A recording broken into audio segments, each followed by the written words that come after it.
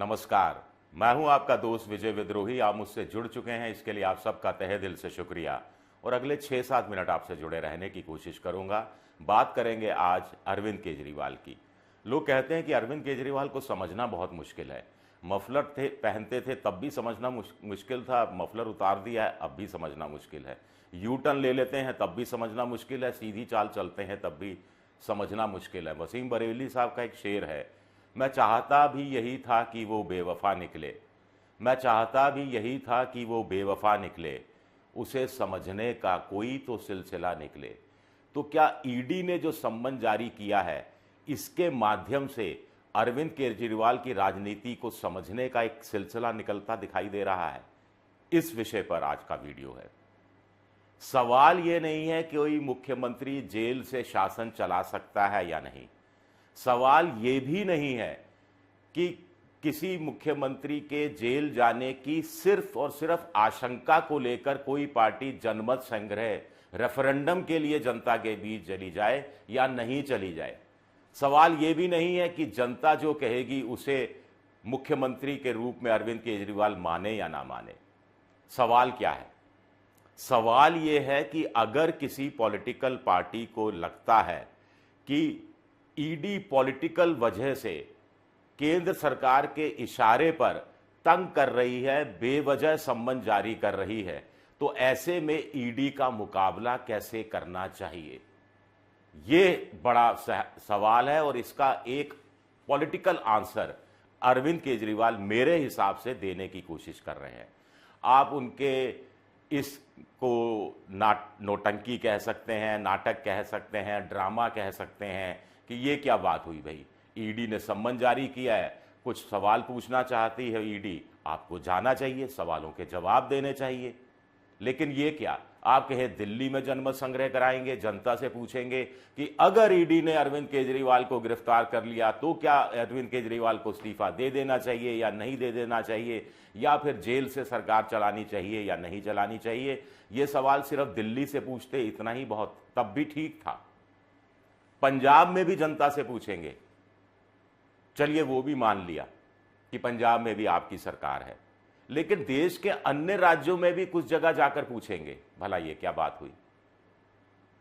लेकिन ये पॉलिटिकल लड़ाई है, पॉलिटिकल वजह से छापा पड़ रहा है और पॉलिटिकल इसका जवाब दिया जा रहा है। अब ईडी जब सम्मन जारी करती है तो 3 तरीके से आप उसका मुकाबला कर सकते हैं। एक, जो सोनिया गांधी, राहुल गांधी ने किया, बहुत हद तक मनीष सिसोदिया ने भी किया, कि जाइए सवाल जवाबों के सवाल वो पूछेंगे, आप जवाब दीजिए। 50 घंटे राहुल गांधी को बुलाया गया, इससे थोड़ा कम समय सोनिया गांधी को बुलाया गया, मनीष सिसोदिया को बुलाकर फिर छोड़ दिया गया, फिर बुलाया गया, फिर छोड़ा गया, फिर बुलाया गया, पकड़ लिया, धर लिया गया, तिहाड़ जेल भिजवा दिया गया। दूसरा है शरद पवार। आपको ध्यान होगा कि पिछले जो महाराष्ट्र के विधानसभा चुनाव थे उससे ठीक पहले ईडी ने कुछ सम्मन जारी करने की बात कही थी और शरद पवार सीधा ईडी के मुख्यालय पहुंच गए थे।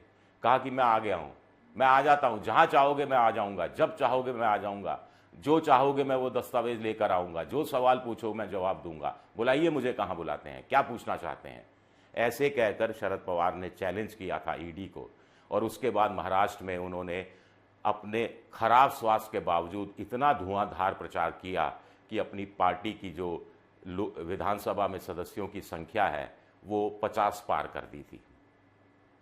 एक तरीका ये है, लेकिन एक और तरीका है जो राहुल के तरीके से अलग है, सोनिया के तरीके से अलग है, शरद पवार के तरीके से अलग है, हेमंत सोरेन का जो असहयोग वाला तरीका है उससे अलग है, अभिषेक बनर्जी, ममता बनर्जी, सबके तरीकों से अलग है। बाकी पॉलिटिकल, ये अशोक गहलोत थोड़ी चुटकी लेते हैं कि ईडी वाले पहले से बता देते हैं और हमारे पीछे चुनाव में बीजेपी नहीं आ रही, ईडी आ रही है, ये तमाम चीजें बोल देते हैं। लेकिन ममता भी यही बात कहती है। लेकिन अरविंद केजरीवाल ने एक नया तरीका निकाला है जिससे बीजेपी को, केंद्र सरकार को जनता की नजर में थोड़ा सा संदिग्ध बनाया जाए। खुद को जनता की नज़र में विक्टिम कार्ड खेलकर जनता से सहानुभूति लेने वाला बनाया जाए। और जब सबसे बड़ी बात है, जब अगर आपको लगता है कि ईडी झूठे सच्चे केस बनाकर आपके पॉलिटिकल करियर को खत्म करना चाहती है, आपकी पॉलिटिकल पार्टी के वजूद को छोटा कर देना चाहती है, आपके कद को छितरा देना चाहती है, तो आप भला पॉलिटिकली क्यों जवाब नहीं देंगे? आपको देना चाहिए जवाब।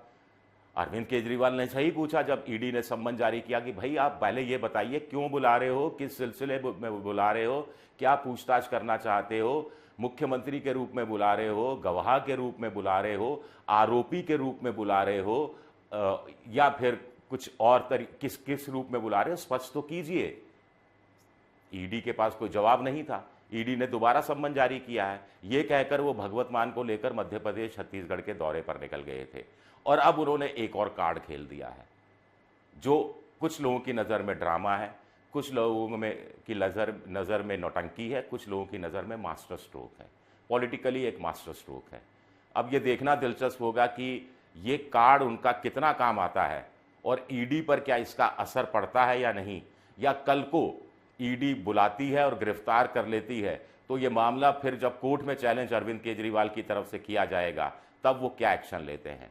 जेल से सरकार चला सकते हैं, कुछ लोग कहते हैं आप जेल से आप चुनाव लड़ सकते हैं, तो जेल से सरकार भी चला सकते हैं, लेकिन दिल्ली में लेफ्टिनेंट गवर्नर नाम का भी एक शख्स बैठा है जो एक फाइल इधर से उधर करने में बहुत कुछ ऊपर नीचे कर देता है, जैसा कि आम आदमी पार्टी आरोप लगाती रही है।